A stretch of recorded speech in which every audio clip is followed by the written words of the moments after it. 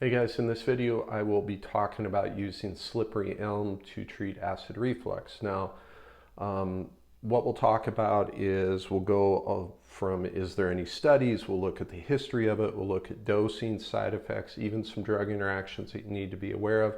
At the end of it, I'll just kind of give you my overall take, okay? So let's hop right into it. As far as do we have evidence? Is there anything shown that it actually helps with acid reflux? And there's not. We don't have any studies. What we do have is a strong historical component. Native Americans used it for years. We have feedback from users. People have told me personally, hey, do this, it does help. So that's what we rely on. And that's not the greatest thing in the world to rely on, but when you don't have studies, that's what you kind of fall back on.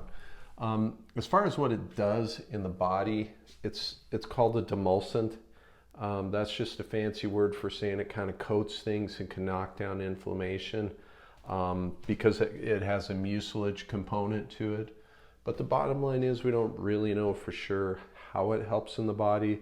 But again, historically, it has been used for a long time to treat all sorts of gastrointestinal type maladies and also topical maladies, psoriasis and those sorts of things. As far as safety, it appears to be pretty well tolerated. There's not a ton of side effects with it. It can be used in higher doses as a laxative. We'll talk about that in a second. So we could consider that a side effect.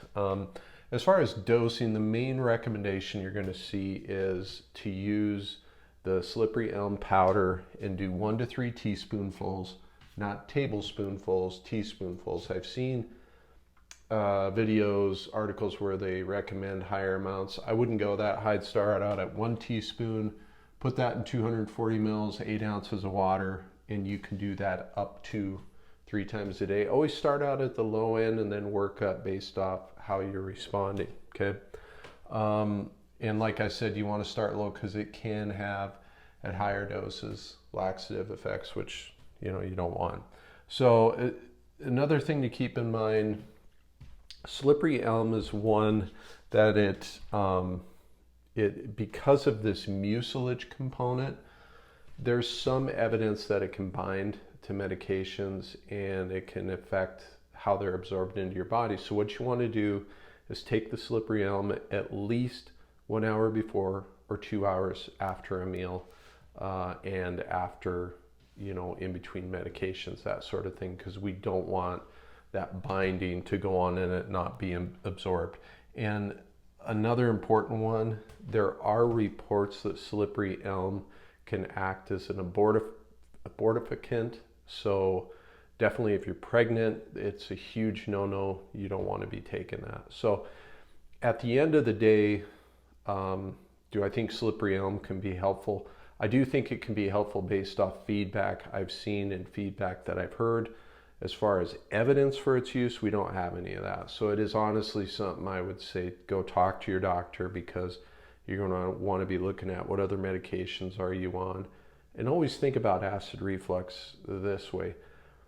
In 99% of the cases I come across, it's a dietary issue, and a lot of people want to poo-poo that, but it is. There's a strong dietary component to reflux. So stuff like slippery elm is great as a short-term thing, but long-term, always be looking at your diet. And if you want me to, I can do videos on that in the future. Just let me know in the comments.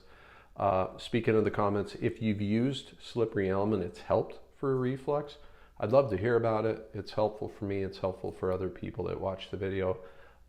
Speaking of which, I hope this video was helpful, and I'll see you in the next one, guys. Thanks.